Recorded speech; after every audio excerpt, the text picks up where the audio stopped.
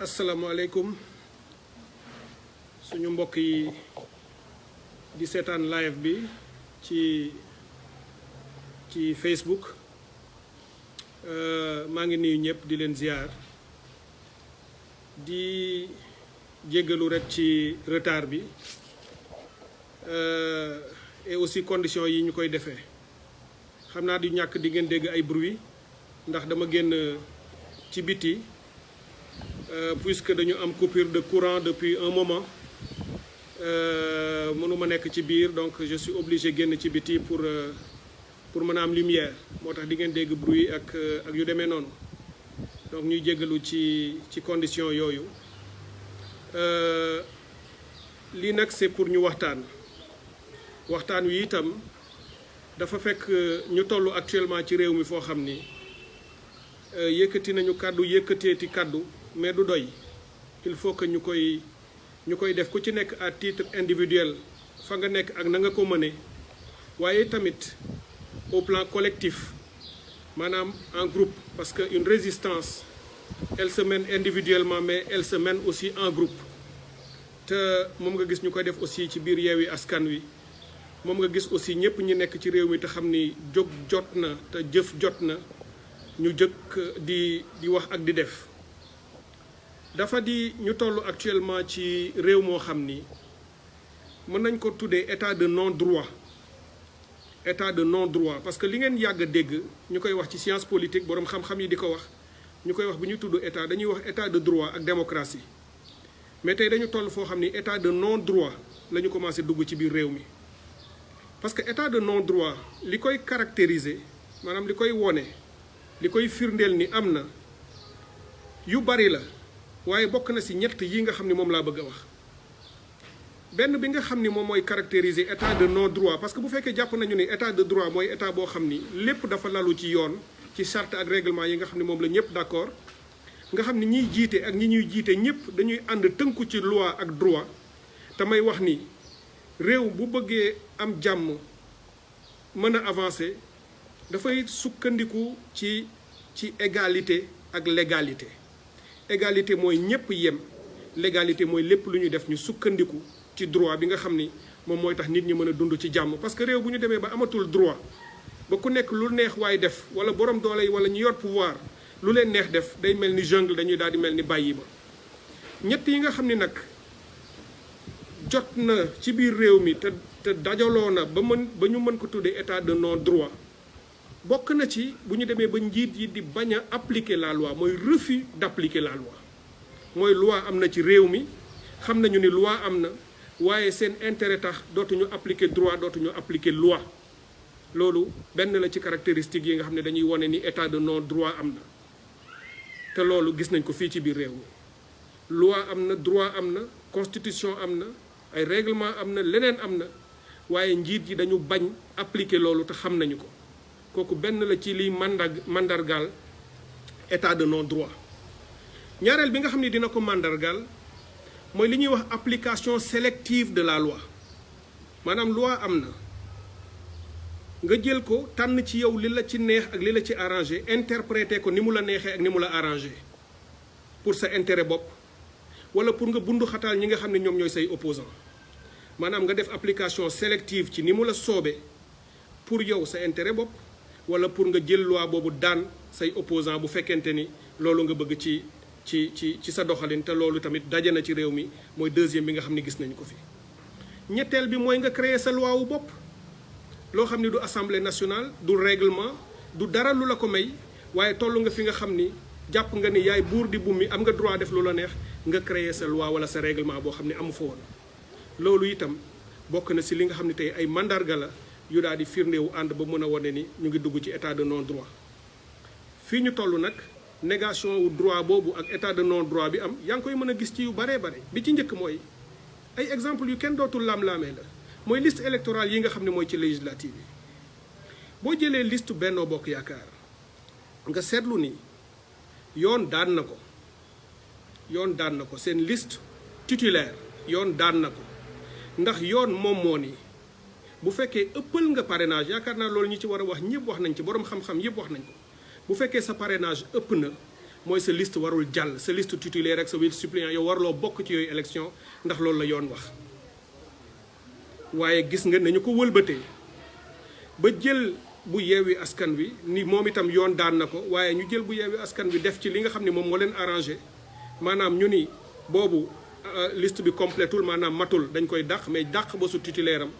mais ñoom seen bosu titulaire bi nga xam ne aussi waru ci woon bokk ñu dindi ko kooku dafa lay won ne ñoom ñoo créé tey seen dispositif seen corpus juridique ñoom ñoo créé yoon bu bees boo xam ne moo leen arrangé dem nañu ba ci fabriquer arrêté boo xam ne bi moom mooy dëggal li ñu def antidaté maanaam date bi passé na mais ñu changé date bi ci journal officiel pour mën a jàllale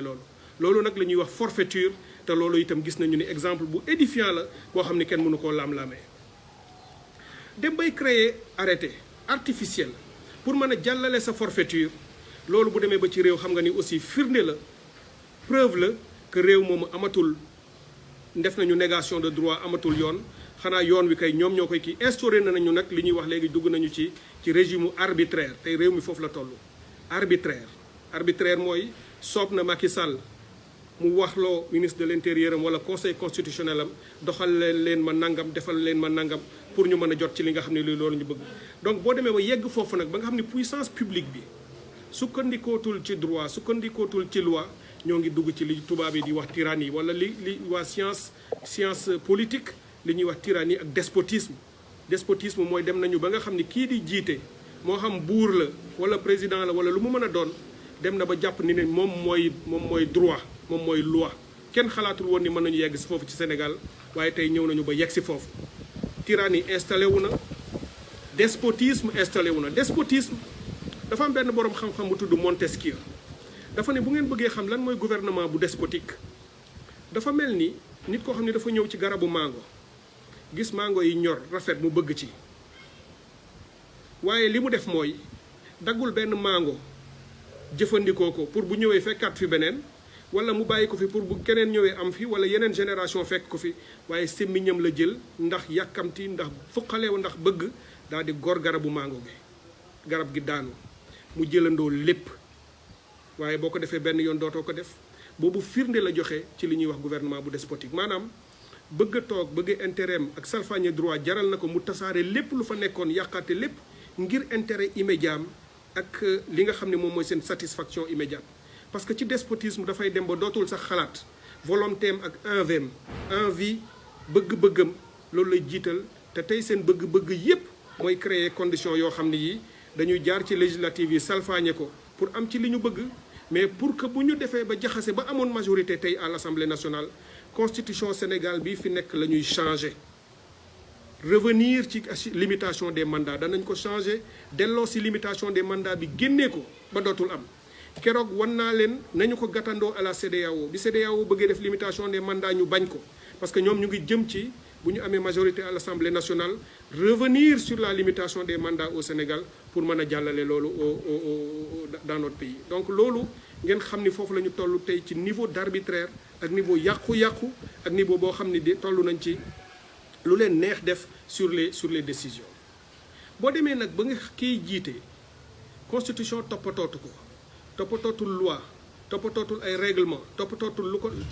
xanaa lu dul lu ko soob ak nu mu ko bëggee xam nga ni finalement yegg nañ foo xam ni fii niveau de destruction la bu jéggi dayoo boo xam ne nag bu ñu ci jógul bu ñu ko réglé wul ak bu ñu ko taxawalul loolu yaakaar naa dina yegg foo xam ne ci yàqu-yàqu dana jafe gàttandu ci biir réew mi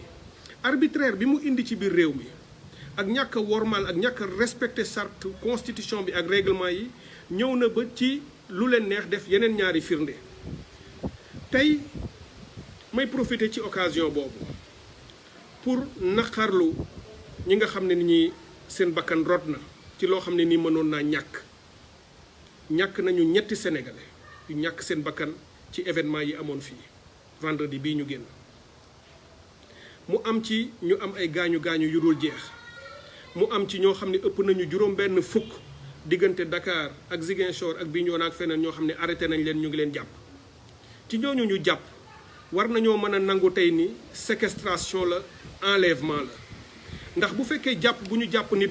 sukkandikuwul ci droit sukkandikuwul ci loi mais xanaa ci doole la ak jaay doole kooku arbitraire la kooku séquestration kooku enlèvement la te loolu mooy li am tey ñi nekk prison ñëpp dañ leen jàpp séquestrer leen enlever leen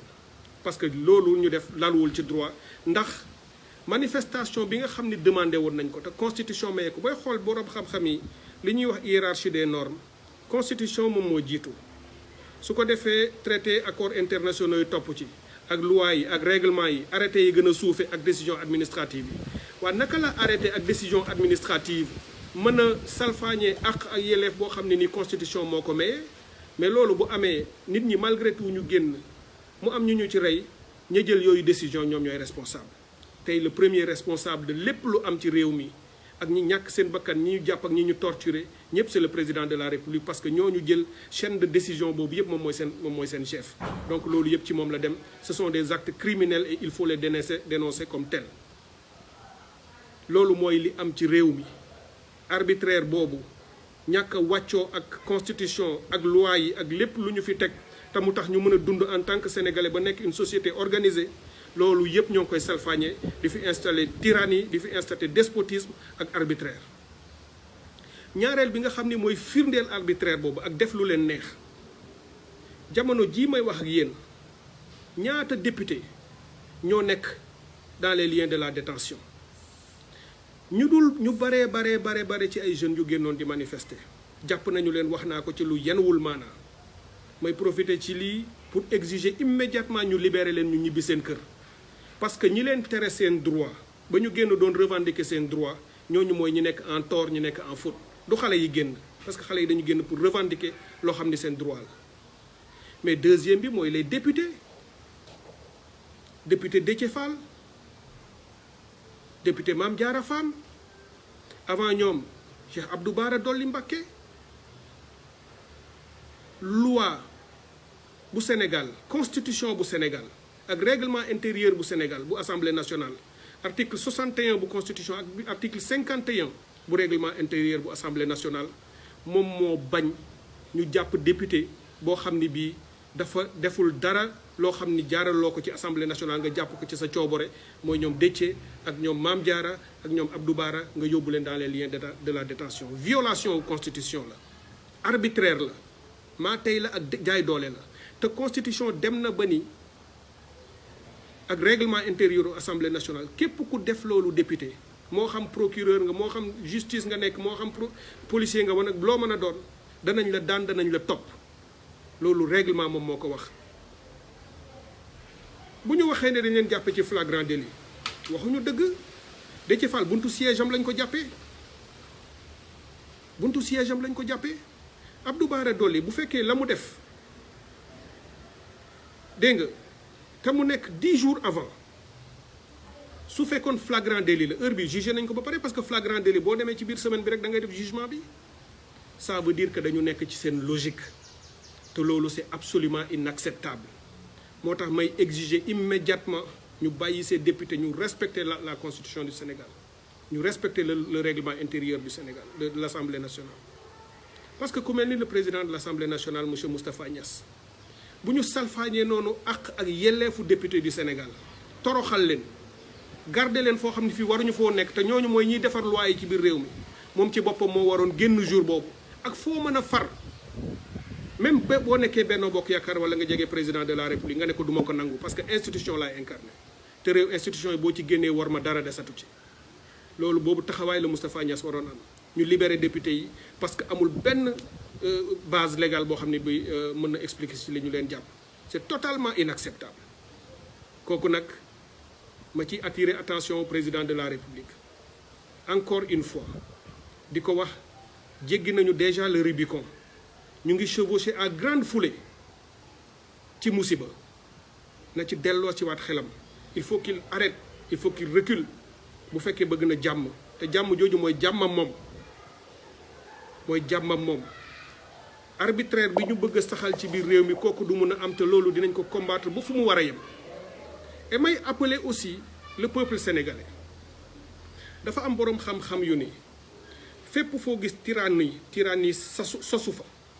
tyrannie mooy jaay doole bu jóge ci nguur gi bay def lu ko neex di bundu xataal askan wi di leen toroxal fu mu am rek lâcheté am na fa foo gis tyrannie foo gis despotisme sax fa am na ñu waroon wax te waxuñu am na ñu waroon jëf te ragal a jëf am na ñu waroon bañ te bañatuñu foo gis mu am fa loolu am na ci réew moomu loolu nag musiba lay jur te kenn du ci am lu la neex ba tax na nañ ci def attention may woo ñëpp ku war a wax na nga wax parce qu'il est temps de prendre ses responsabilités. Macky Sall, la perspective d'un 3e mandat qui est devenu clair amatul ñu naan ko ay wax ni oui ni non c'est oui, il veut le faire. 3e mandat romb na ni oui ni non kooku c'est de la théorie ci kaddu la mais dans les faits il est en train de poser les jalons ku ko gis ak ku ko gisul ak ku ko bëgg a gis ak ku ko bëggul gis. Il est en train de poser les jalons pour un 3e mandat. Il est temps de l'arrêter. Il est temps de s'organiser. Jot na fi mu ne ñu mobiliser wu massivement pour arrêter ça. Parce que bu ñu ko deful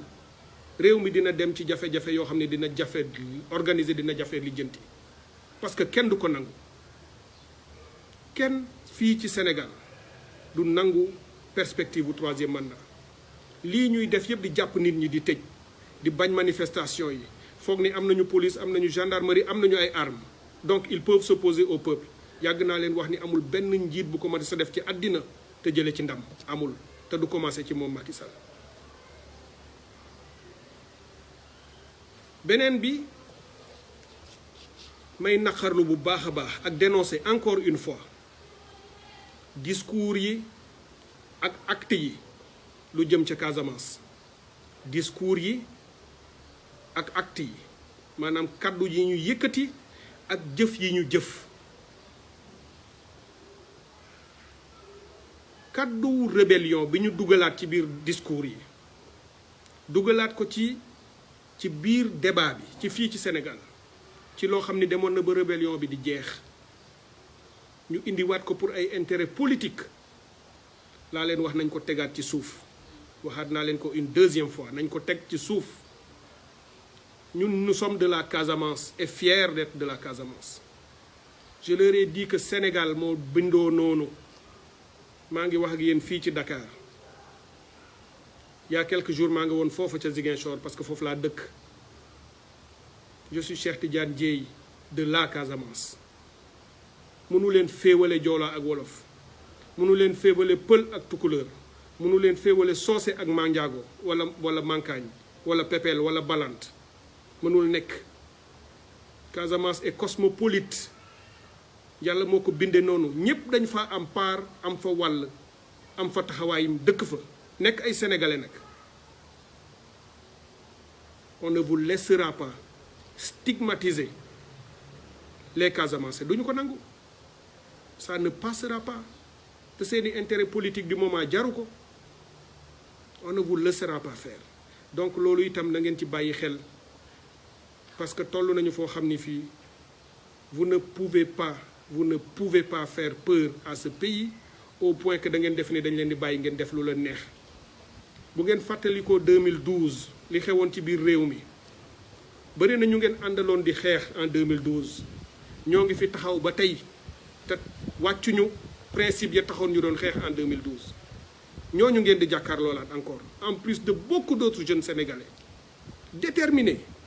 pour que les choses changent dans ce pays. Cette Afrique bi nga xam ni c'est un mendiant assis sur une mine d'or ñàkkul dara warul woon dem fenn di jéggaani warul woon yelwaan warul woon sonn Afrique warul souffrir mais les Africains souffrent meurtris torox ndax njiit yu bon ndax dirigeants yu bon il faut que ça cesse il faut que ça s'arrête te loolu fii lay commencer. Le Sénégal fera ce changement en tout cas yàgg naa ko wax président Macky Sall quelques mois ñoo ko fi dese à la tête du Sénégal su fekkente ni mën na organiser wu ba wut dans son camp ku ko mën a remplacer mu jël kooku nekk candidat c'est son droit le plus absolu yoonu kenn nekku ci ku ko neex na ko jël yoonu kenn nekku ci mais s'il pense que mën na imposer waat boppam moom ba taxaw fii imposer ñu boppam ba participer waat fi à des élections fii au Sénégal ñu bëri ci ñun duñ ko fekke il faut qu'il le comprenne il faut que mu xam loolu. Il faut que mu xam loolu parce que le peuple sénégalais ne le laissera pas faire et le peuple se fera respecter. Le peuple se fera respecter. ma bëgg nag di ko wax encore une fois. Nous exigeons tous ensemble mu libérer immédiatement tous les détenus. Parce que ce sont des personnes dañu leen enlever. Ils sont aujourd'hui séquestrés parce que jàpp ay nit ci lu teguwul ci yoon c'est une arrestation illégale, c'est totalement arbitraire. C'est contraire à la loi et c'est une détention arbitraire. C'est une détention heure bu ñu fa def rek séquestration la parce que jàpp nit la ci lu coobareem te ci lu yoon nanguwul. Donc may exiger mu libérer tous ces leaders, tous ces députés et tous les jeunes, ay jeunes mineurs yu ñu jàpp à Ziguinchor, ay mineurs, ay collégiens, ay ñu war a def bac. Pourquoi? Parce que un préfet s'est permis d'interdire la constitution mayée. Loolu mooy wax ji. C'est un préfet moo interdire la constitution mayée. bu ñu autorisé woon manifestation bi benn bakkan du farot, benn nit duñ ko agressé, benn nit duñ ko jàpp. Donc ñi def loolu nag ñoom ñooy les seuls et uniques responsables. ma bëgg mu xam ko bu baax a baax a baax. ma koy wax nag ne ko combat bi nga xam ne commencé nañ ko fii au niveau national comme à l'international danañ ko intensifier, danañ ko yokk fii au niveau national comme à l'international. Au niveau national, Yewwi Askan Wi plus tous les citoyens patriotes, républicains, démocrates ñépp ñu bëgg Sénégal dinañu organiser wu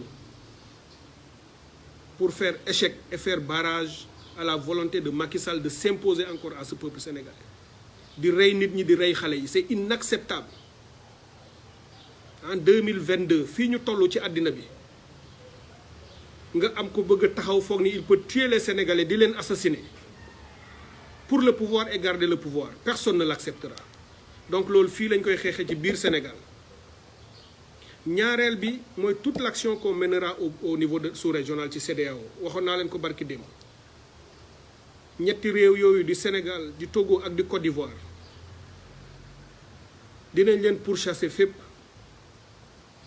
dinañ leen topp fépp, lépp lu ñu war a def ci organisation dinañ ko def. ndax il n'est pas acceptable kenn mënul nangu sur 15 pays 12 yi ni dañu bëgg a changer loi bi ñett yi bañ ko di ko gàntal. fu ñu ko teg fu ñu ko teg boo boolee population Sénégal ak bu Côte d'Ivoire ak bu Togo defuñu sax 5% ci population Afrique de l'Ouest yëpp. Pourquoi ñooñu war a gàntal intérêt wu yeneen population wala 80 wala 90% de la population ouest-africaine? Pourquoi? Et encore ci réew yooyu à part président yi amul kenn koo xam ne dana ànd ak ñooñu parce que population yi muy bu Sénégal di Ghana di Côte d'Ivoire comme bu Togo askan wi bëgg nañu changement bi, bëgg nañu ñu limiter mandat yi à 2. président yi ñoo bañ te ku ci nekk say intérêt tax. loolu nag danañ ci taxaw bu soobee yàlla danañ ko xeex fañ ko war a xeexee pour que ñu rendre aux citoyens de l'Afrique de l'Ouest seen ambition bi ak seen volonté de limiter les mandats à 2. beneen bi nga xam ni itam dinañ ko def mooy au niveau international dinañu saisir le haut commissaire aux droits de l'homme des Nations Unies Madame Micheline Bachelet. danañ ko bind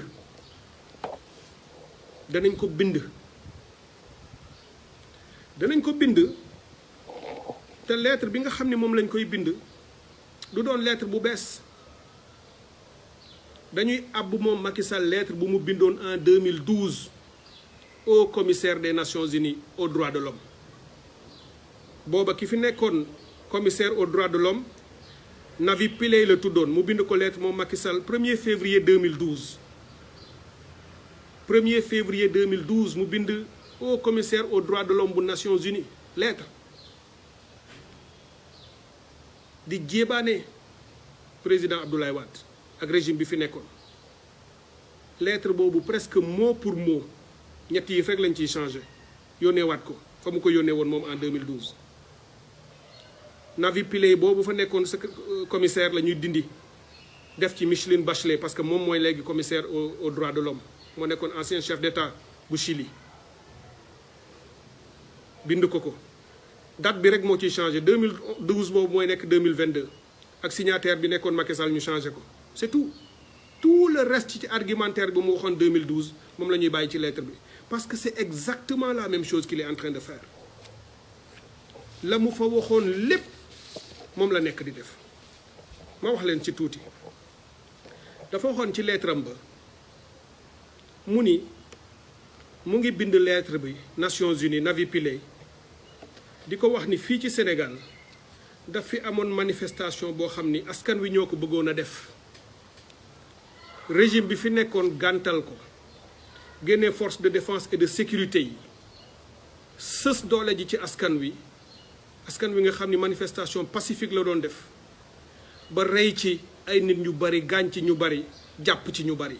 Macky Sall moo waxoon loolu 2012 yónnee ko au commissariat des droits de l'homme danañu bindaat même lettre bi ne ko le 17 vendredi 17 juin bii 2022 fii ci Sénégal askan wi génn nañu pour une manifestation pacifique Macky Sall génne les forces de défense et de sécurité ba rey ci ñu bari jàpp ci ñu bari blessé ci ñu bari torturé ci ñu bari danañ bind la même lettre yónnee ko mu ni woon violence d'État bii nga xam ne mu ngi am ci Sénégal jamono jooju 2012 moom Macky moo ko wax jubluwuñu ci woon lu dul tëj gémmiñu askan wi rawatina jeunesse su Sénégal bi nga xam ni dafa doon bañ 3e mandat même argument bi la ñuy utiliser waat ni Nations Unies violence d'État bii am ci réew mi ak doole ji ñuy génne ak boom bi ñuy boom nit ñi Macky Sall jubluwu ci lu dul tëj gémmiñu sénégalais yi surtout jeunesse bi nga xam ne mu ngi xeex pour 3e mandat ñu ne ko nag yow mi nga xam ne yow yaay commissaire aux droits de l'homme aux Nations Unies ñoo ngi lay wax ni peuple sénégalais du dellu ginnaaw benn yoon parce que dafay préserver constitution ak xam ak yelleefam te ku ciy wax walla nga ciy def na nga ko def léegi ndax ku ko deful ba mu wees bul fi ñëwati di wax dara ndax kenn du la déglooti nañu interpeller gouvernement du Sénégal foofu ca Nations Unies ñu xam ni ki leen di wone ni démocrate la tyran la despote la tyran la despote la danañ ko wax exactement comme ni mu ko defee woon en 2012 may daaneel nag di ko wax tey jàpp na ay leader ay député tëj ci kaso bi jàpp Ousmane Sonko assigné ko daanaka à résidence nié àqam ak yelleefam ses droits d'aller et de venir en tant que leader de l'opposition ñu assigné ko à résidence tëj këram toute une journée du vendredi mënul dem mënul ñëw te teguwul fenn amul benn base légale ci li ñu def loolu bu dul dictature du tyrannie lan la il faut que ça cesse combat bi ñu xeex li ñu mobiliser wu c'était pour que ce pays aille mieux c'était pour faire des pas en avant am ay jéego yu bees jëm kanam ce pays mérite ça du ñu nangu Macky Sall di delloo ginnaaw Sénégal kooku du am il ne peut pas le faire on n'arrête pas la mer avec ses bras il ne peut pas le faire cette jeunesse là déterminée consciente démb maa ngi woon ci bi professeur Abdoulaye Bathily di présenter livre am bu mu bind passion de liberté may profiter pour rendre ko un hommage mérité le professeur Abdoulaye Bathily toute sa vie durant il s'est battu pour la démocratie pour les droits de l'homme pour l'état de droit pour Sénégal taxaw yegg si fii mu yegg si et en mieux il l'a fait démb bi muy def présentation dédicace wu livre am bi mu ne la passion de liberté nañu ko doon xeexee ñoom ca seen jamono loolu la gis ba tey ci dënnu xale yi nekk tey xale yii di xeex tey au Sénégal nee na les ces jeunes ñi leen di étiqueter naan ils sont dans l'excès ils sont violents wala dañu mel nii wala di leen dénigrer nit ku am expérience la moo tax kàddoom war a bàyyi mat a bàyyi xel mu ni moom dénigrer wu leen critiquer wu leen il les comprend au contraire même dans l'excès il les comprend parce que ban excès moo gën a bon ki yor loi yor nguur yor pouvoir dans une démocratie muy salfaañe yoon di génnee di humilier nit ñi di xeex di rey kooku moom mooy ki nga xam ne il est dans l'excès ce sont pas les jeunes qui résistent jeunes yi ils sont dans la résistance et on résiste avec les moyens dont on dispose ñu ngi naan xale yi dañuy nekk ci Facebook dañuy saaga déedéet Facebook ce n'est qu'un moyen les réseaux sociaux moyen la ce n'est qu'un outil ñun bi ñu nekkee université on n'avait pas les réseaux sociaux bu élection amee ñu traficoté ko Abdou Diouf gagné ñu jàpp Abdoulaye Wade tëj lan lañ daawul wax lan lañu daawul wax dans nos chambres dans les campus dans les quartiers lu ñu xamoon ci lu ñaaw ak lu bon daa nañ ko wax ñoom Abdou Diouf la seule différence mooy ñun daawuñu ko mën a jokkalante amuloon réseaux sociaux ces réseaux sociaux existent on ne demande à personne d'insulter ñëpp dañu war a dal ñëpp dañu war a respecter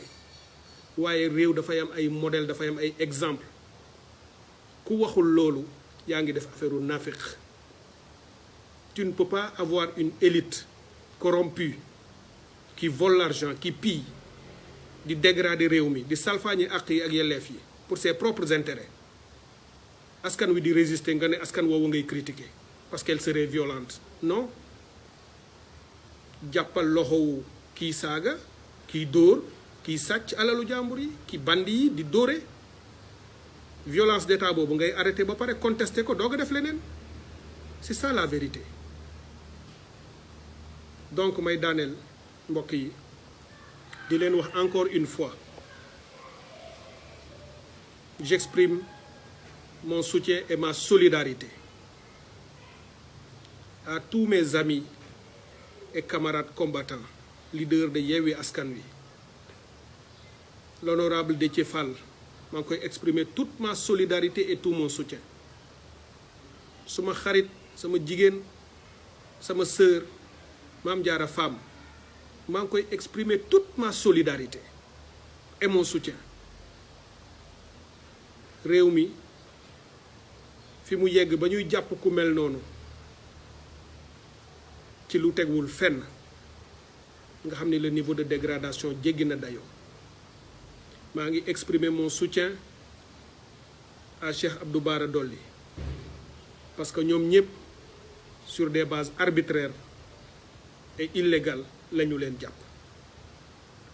maa ngi exprimer mon soutien et ma solidarité di leen seet di leen taxawu à tous ces jeunes ces dizaines de jeunes dont des mineurs yu ndaw ñu jàpp leen tëj leen mu am ci ñu torturer je viens de recevoir une vidéo d'un jeune bu ñu jàpp laaj ko santam mu wax ko ñu ne ko rebelle nga torturer ko dans quel pays sommes-nous comment on peut accepter ça on va le refuser on va le combattre par tous les moyens légaux disponibles danañ ko def maa ngi jaal njabootu ñi ñàkk seen bakkan yépp je me rendrai bientôt à Ziguinchor incha allah ànd ak suñu mbokk yi nos frères et sœurs de Ziguinchor et de la Casamance pour qu'ensemble ñu ne leen moi Cheikh Tidiane Dièye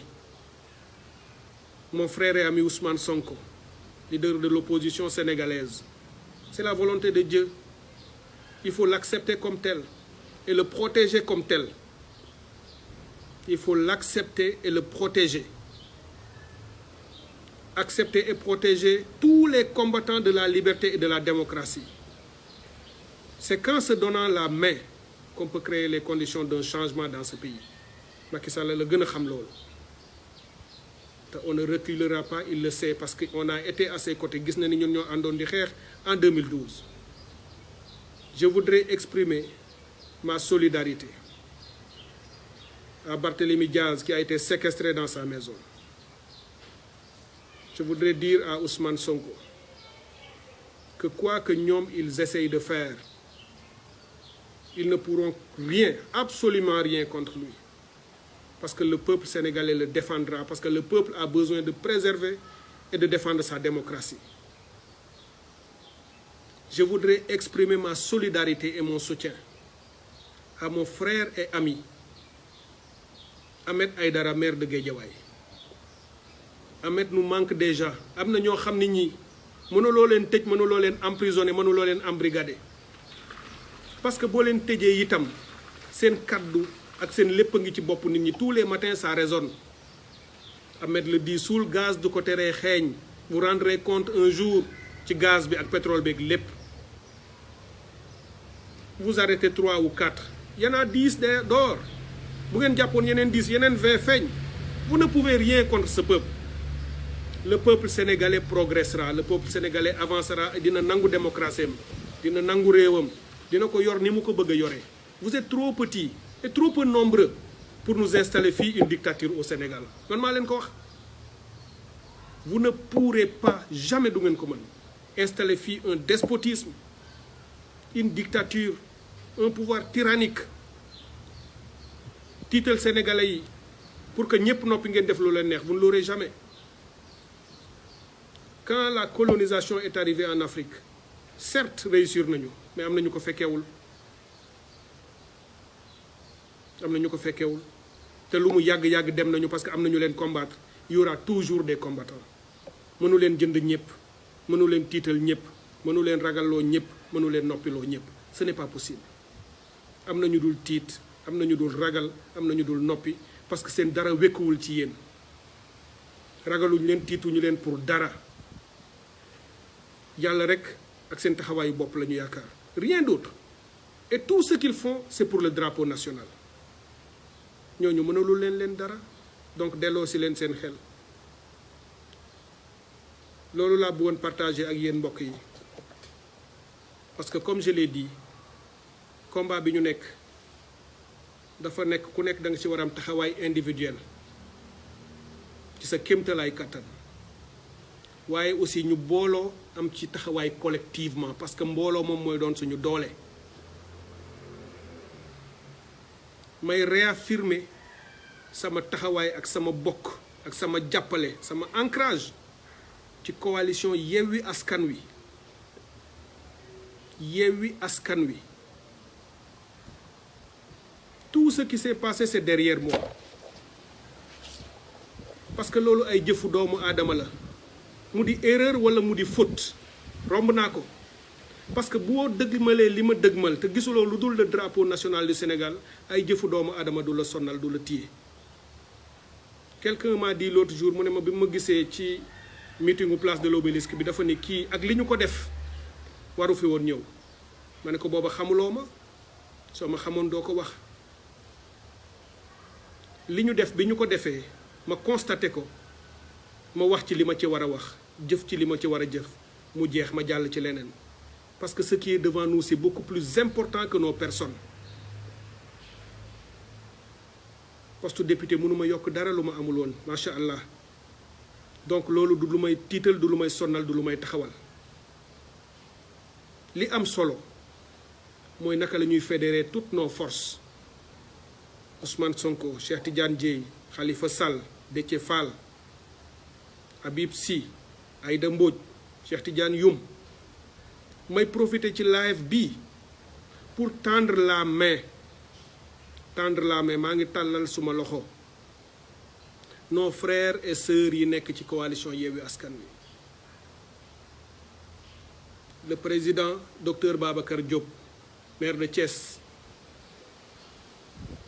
mon frère et ami l'honorable député Moustapha Guirassy, je te tends la main. Suñu sëriñ Mansour Sy Djamil démb rek gis naa ko maa ngi koy nuyu di ko ziyaara, je vous tends la main. Abdou Karim Fall démb gis naa ko, je te tends la main. Yéen ñëpp je vous tends la main. man seen frère seen mbokk très humblement et modestement je vous tends tous la main di leen woo ngeen ñëwaat ñu joxante loxo ñu taxawaat ñu àndaat nañu waxante li ñuy waxante suñu biir mais ñu dépassé ko le Sénégal kese nañu yitteel le Sénégal et son avenir Sénégal que nous allons léguer à la prochaine génération le Sénégal bi ñuy bàyyil suñu doom yu ndaw yii fi nekk te yaakaar ñu Sénégal boobu nañu gënal suñu bopp nañu gënal suñu bopp bu ñu amee ñu jàpp ci Yewwi Askan Wi pour affaiblir ko ñeneen ñëpp nañu génnaat ku amoon loo jàpp bàyyi ko man maa leen ko ñaan te dinaa sol sama dàll j'irai tous vers vous dinaa leen seet si ñëpp pour ñu waxtaanaat un pays a besoin de sa démocratie notre pays tey la gën a soxla ay doomam ñëpp bu kenn jàpp ni kenn xañ na la dara wala kenn bunduxataal na la wala isolé na la wala jël na say droit déedéet même bu fekkee loolu la ci jublu woon yàlla rek moo mën kenn mënalul kenn dara donc bu ñu jàppal kenn dara même ku def lu la def lu bon baal ko et ça ne t'empêche pas d'avancer ma vie c'est un exemple ma vie ma propre vie moo tax dara mënuma ébranler fii ma yegsi au niveau national du leadership fu ne jaar naa fa teew ma yegsi fii ma yegsi am na ay piège am na ay gàllankoor am na ñuy bëgg nga bañ a ñuy bañ nga avancer am na ñu lay defal ay croc en jambe mais bu yàlla nee di nga yegsi fa nga yegsi fa nga jëm na sa objectif leer na sa xol set na sa combat clair et tes objectifs et nos objectifs c'est libérer le Sénégal c'est faire monter son drapeau muy flotter moo tax lii Sénégal def ca CEDEAO mu metti ma parce que dañu fa nekkoon référence dama daan dugg ci salle de réunion yi ñu may tàccu sax may gin indi ay exemple li ñu def en 2012 ba changer réew mi xeex dem élection changer son régime 2000 ñu defoon la même chose ñu nekkoon référence tey ñu daanu ba dellu ginnaaw loolu ñun ñëpp la war a metti moo tax ñun ñëpp ñu war a jóg xeex loolu donc maa ngi leen di ñaan mbokk yi bu kenn découragé ne renoncez jamais au combat ne renoncez jamais ne renonçons jamais ne renonçons jamais pour xeexal suñu réew ne perdons jamais espoir gardons l'espérance on arrivera à bon port danañu réussir incha allah ce pays sera libre et libéré et on aura le bonheur un jour de raconter nos histoires à nos enfants pour leur dire bi ñu waree taxaw seeni baay ak seeni maam taxaw nañu une génération a fait un combat avant nous def nañu li ñu mënoon def lépp ils sont partis ñenn ñaa ngi fii di ñu gunge di ñu ñaanal c'est à nous de prendre le flambeau soyons modestes soyons humbles du diplôme du alal du tur du maqaama non nous sommes tous des soldats au service de notre pays nous devons tous répondre à l'appel de notre drapeau donc baa ngi leen di ñaan ñépp nañu joxante loxo pour sauver notre pays de la dictature et de la tyrannie dinañ ko reprendre des mains de Macky Sall et de son régime incha allah donc maa ngi leen di sant di leen gërëm mbokk yi dinaa ci dox sama tànku tubéy naa ci xar sama tànku tubéy li ma ci war a def lépp dinaa ko def pour remobiliser nos forces maa ngi gis ku bind mon frère Cheikh Bamba Dièye incha allah il en fait partie incha allah il en fait partie et beaucoup d'autres dama mënul citer ñëpp mais je ferai tout mon possible pour remobiliser toutes nos forces incha allah maa ngi leen di ñaanal jàmm maa ngi leen di ñaanal naataange et j'insiste là-dessus gardez la foi et l'espérance et l'espoir ce pays ne sombrera pas incha allah on aura l'intelligence et la responsabilité qu'il faut pour le reprendre en main et le construire bu soobee yàlla un groupe de gens duñu ko yàq et en notre sein dinañu am aussi responsabilité comme ni ñu ko yàgg amee de se battre quand il le faut et de prendre les bonnes décisions quand il le faut pour préserver ce qu'il faut préserver, c'est-à-dire l'essentiel. Encore une fois merci maa ngi leen di sant di leen gërëm di ñaan yàlla une autre fois ñu dajewaat pour beneen live bu mel nii wasalaam merci beaucoup yal na yàlla defal leen jàmm.